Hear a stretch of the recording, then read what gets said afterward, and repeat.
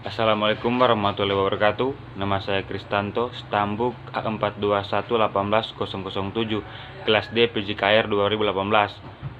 Saya akan memaparkan materi tentang problematika keberagaman dan kesetaraan serta solusinya dalam kehidupan. A. Problem keberagaman serta solusinya dalam kehidupan. Yang pertama, masyarakat majemuk atau masyarakat yang beragam selalu memiliki sifat-sifat dasar yang berbeda. Terjadinya segmentasi ke dalam kelompok-kelompok yang seringkali memiliki kebudayaan yang berbeda. Yang kedua, memiliki struktur sosial yang terbagi-bagi dalam lembaga-lembaga yang bersifat non-komplementer. Yang ketiga, kurang mengembangkan konsensus di antara para anggota masyarakat tentang nilai-nilai sosial yang bersifat dasar. Yang keempat, secara relatif, seringkali terjadi konflik di antara kelompok yang satu dengan kelompok lainnya. Yang kelima, secara relatif, integrasi sosial tumbuh di dalam paksaan dan saling ketergantungan di dalam bidang ekonomi. Yang keenam, adanya dominasi politik suatu kelompok terhadap kelompok yang lain. Keberagaman adalah modal, tetapi sekaligus potensi konflik.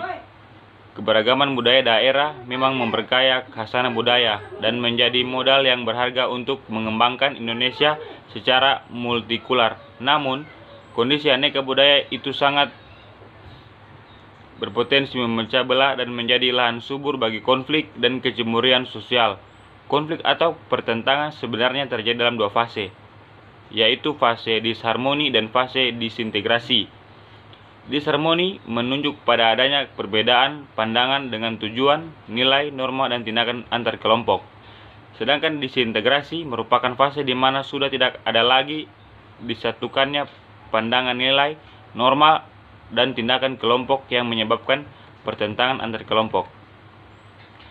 Konflik horizontal yang terjadi bukan disebabkan oleh adanya perbedaan atau keberagaman itu sendiri, adanya perbedaan ras, etnik, dan agama.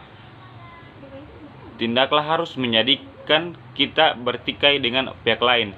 Yang menjadi penyebab adalah tidak adanya komunikasi dan pemahaman pada berbagai kelompok masyarakat dan budaya yang lain. Inilah justru yang dapat memicu konflik. Kesadaranlah yang dibutuhkan untuk menghargai, menghormati, serta menegakkan prinsip kesetaraan atau kesederajatan antar manusia tersebut.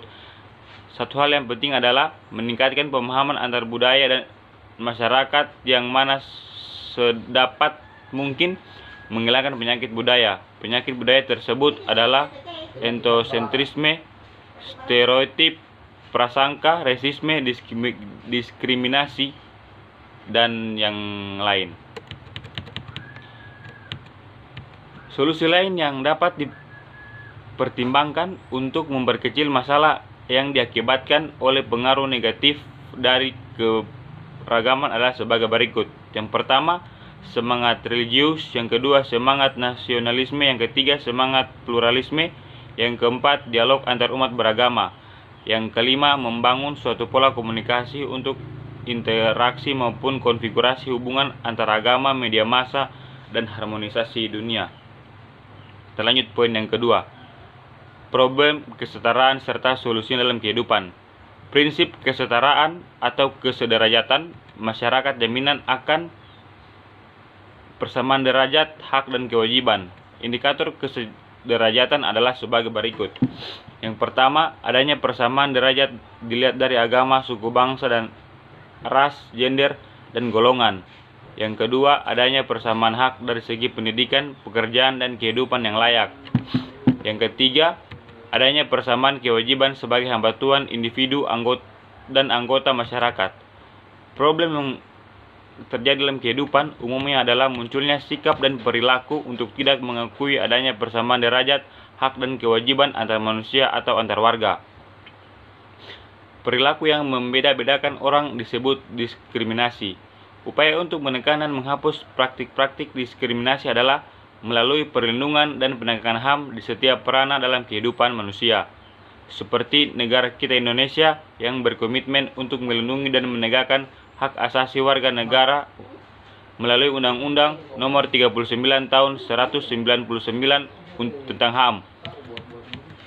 Pada tataran operasional, upaya mewujudkan persamaan di depan hukum dan menghapus diskriminasi rasial antara lain ditandai dengan penghapusan surat bukti kewarganegaraan Republik Indonesia atau SBKRI melalui keputusan Presiden nomor 56 tahun 1996 dan instruksi Presiden nomor 4 tahun 1999.